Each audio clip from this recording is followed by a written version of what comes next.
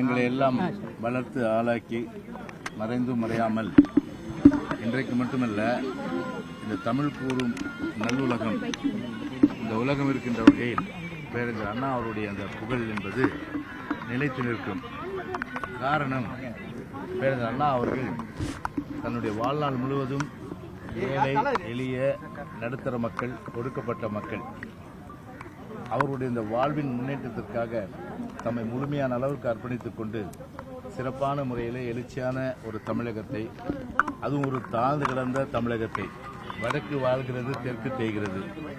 எனவே தெற்குன்னு சொல்லும்போது தமிழ்நாடு ஒரு தலைநிமிர்ந்து நிற்க வேண்டும் என்பதற்காக 1967களில் பேரறிஞர் அண்ணா அவர்கள் அதற்கு முன்பு இருந்த காங்கிரஸ் அரசாங்கத்தை அன்றைக்கு வீழ்த்தி ஒரு மிகப்பெரிய அளவுக்கு ஒரு ஆட்சியை அன்றைக்கு பேரறிஞர் அண்ணாவுடைய தலைமையிலே அன்றைக்கு அமைந்தது. பேரறிஞர் அண்ணா அவர்கள் தலைமையில் அமைந்த அந்த நல்லாட்சி நிறைய நல்வாழ்வு திட்டங்கள், அவருடைய சிந்தனையே பார்த்தீங்கன்னா ஒரு மாநிலத்துடைய அந்த ஒரு அதிகாரங்கள் முழுமையான அளவிற்கு மாநிலத்துக்கே இருக்க வேண்டும், அது மத்தியிலே குவியக்கூடாது என்ற வகையில் தன்னுடைய வாழ்நாள் முழுவதும் மாநிலத்துடைய உரிமைக்காக குரல் கொடுத்தவர்கள். ஆனால் பேரறிஞர் அண்ணா அவருடைய வழியிலே நாங்கள் எல்லாம் வந்தோம் என்று சொல்லிக்கொண்டு திராவிட முன்னேற்றக் கழகம் மாநிலத்துடைய உரிமைகளை முழுமையான அளவுக்கு தாரை வார்த்து அதன் மூலம் பேரறிஞர் அண்ணாவுடைய அந்த கொள்கைகளை குழி தோண்டி புதைத்து, பேரறிஞர் அண்ணா அவர்களுடைய அந்த லட்சியங்கள் எல்லாம் குழி தோண்டி புதைத்து, அண்ணா அவர்களுடைய அந்த கொள்கைகளுக்கு நேர்மாறாக ஆட்சி நடத்தி இன்றைக்கு எவ்வளோ காலம் ஆட்சியில் இருந்து கூட மாநிலத்துடைய உரிமையை ஆளும் இந்த திராவிட முன்னேற்ற கழக அரசு அதை பேணி காக்காமல் அந்த தாரை வார்த்து அதன் அடிப்படையில் மாநில உரிமைகள் எல்லாம் இன்றைய திமுக விட்டுக் கொடுத்து அந்த அடிப்படையிலே ஒரு பெருத்த துரோகம் தமிழகத்துக்கு செய்தது. எனவே அண்ணாவின் பெயரை சொல்வதற்கு, அண்ணாவுடைய பெயரை சொல்வதற்கு திராவிட முன்னேற்ற கழகத்திற்கு எந்த ஒரு தகுதியும் இல்லை. ஆனால் பேரறிஞர் அண்ணாவுடைய அந்த திருவுருவத்தை, அவருடைய அழகிய முகத்தை கொடியிலே பதித்து அதன் மூலம் அனைத்து இந்திய அண்ணா திராவிட முன்னேற்ற கழகம் என்று பெயர் சுட்டி அண்ணா வழியிலே ஆட்சி செய்தவர் புரட்சி தலைவர் எம்ஜிஆர் அவர்கள். பேரறிஞர் அண்ணா வழியில் ஆட்சி செய்தவர் புரட்சி தலைவி அம்மா அவர்கள். பேரறிஞர் அண்ணா வழியில் ஆட்சி செய்தவர் நம்முடைய மாண்புமிகு கழக பொதுச்செயலாளர் எடப்பாடியார் அவர்கள். எனவேதான் நம்முடைய பேரறிஞர் அண்ணாவுடைய 55ஆம் ஆண்டு நினைவு நாளை இன்றைக்கு அனைத்து இந்திய அண்ணா திராவிட முன்னேற்ற கழகத்தின் சார்பில் நம்முடைய மாண்புமிகு கழக பொதுச்செயலாளர் அண்ணன் எடப்பாடியாருடைய தலைமையில் இன்றைக்கு கழக தோழர்கள் ஒன்று கூடி இன்றைக்கு பேரறிஞர் அண்ணா அவர்களுக்கு நினைவஞ்சலி இன்றைக்கு செலுத்தியிருக்கின்றோம். கூட்டணி பேச்சுவார்த்தை எல்லாம் எப்படி போயிட்டு இருக்கு? கூட்டணி எலெக்ஷன் மந்த் இல்லையா, எலெக்ஷன் இயர்னு கூட சொல்ல முடியாது, எலெக்ஷன் மந்த். அதாவது ஒரு மாதம் 2 மாதம், 1 மாதம் தான் இருக்குன்னு நினைக்கிறேன். அப்போ அனௌன்ஸ் பண்ணிடுவாங்க எலெக்ஷன் மந்த் என்ற போது. அப்போ நாங்கள் ஏற்கனவே எல்லா பணியும் ஆரம்பிச்சிட்டோம். அதை கிட்டத்தட்ட பார்த்தீங்கன்னா கழகத்துடைய பொதுச்செயலாளர் எடப்பாடியார் பூத்து கமிட்டி, அதே போல் மகளிர் குழு, இளம் பெண்கள் பாசறை, அதே போன்று பிரச்சார குழு, அதே போன்று தொகுதி தேர்தல் அறிக்கை குழு, இடஒதுக்கீடு குழு, இடஒதுக்கீடு பங்கீட்டு குழு, இந்த மாதிரி எல்லா குழுக்கள் அமைச்சு அவங்க வேலையை பார்த்துட்டு இருக்காங்க. அதனால் கண்டிப்பாக அப்ராப்ரியேட் டைம்ன்றது பார்த்தீங்கன்னா இந்த ஒரு மாதம் இல்லையா, உங்களுக்கு கண்டிப்பாக தெரியும். அதனால் எங்கள் தலைமையில் யாரெல்லாம் எங்கள் கூட்டணி எங்கள் தலைமை ஏற்றுட்டு வராங்களோ அவங்கள கூட்டணியில் இருக்கிறது குறித்து பொதுச்செயலாளர் முறையாக அறிவிப்பாங்க.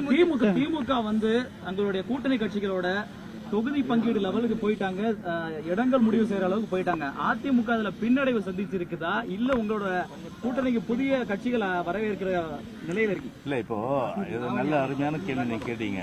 ஏன் திமுக முன்னாடி போகுதுன்னா, இப்போ அந்த கூட்டணி பேச்சுவார்த்தை அந்த கூட்டணி இறுதி செய்யுதுன்னா யாரும் அவங்கள விட்டு போயிடக்கூடாது. இப்போ யாரும் அவங்கள விட்டு போயிடக்கூடாது. அதுக்காக தான் என்ன பண்றாங்க, சீக்கிரம் வாங்க உட்காருங்க நம்ம பேசி முடிச்சுக்கலாம், உங்களுக்கு இத்தனை சீட்டு இத்தனை இடம் சொல்லிட்டு முடிக்கிறாங்க. பயம், அதாவது எங்ககிட்ட வந்துடுவான்ட்டுன்னு. அதனால இவர் என்னதான் பண்ணாலும் சரி, வரவங்க வரதான் போறாங்க, அது வேற விஷயம்.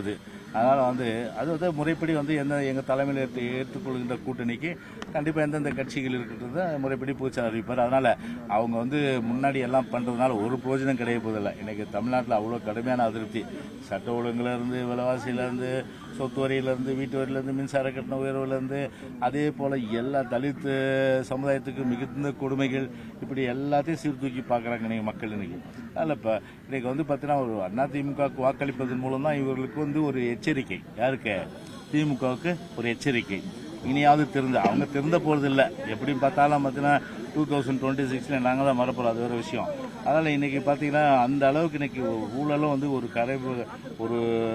கரைபுரண்டு ஓடி இன்றைக்கு வந்து எங்கு எதிர் ஊழல் கீழே இருந்து உள்ளாட்சியிலேருந்து மேலே வரையில் இன்னைக்கு வந்து ஊழல் இன்னைக்கு செய்து அந்த அளவுக்கு இன்னைக்கு வந்து மக்கள் வந்து வெறுக்கத்தக்க ஒரு ஆட்சி, ஒரு அன்பாப்புலர் கவர்மெண்ட் அப்படின்னா இந்த திராவிட முன்னேற்ற கழகம், அந்த விடியாத அரசு.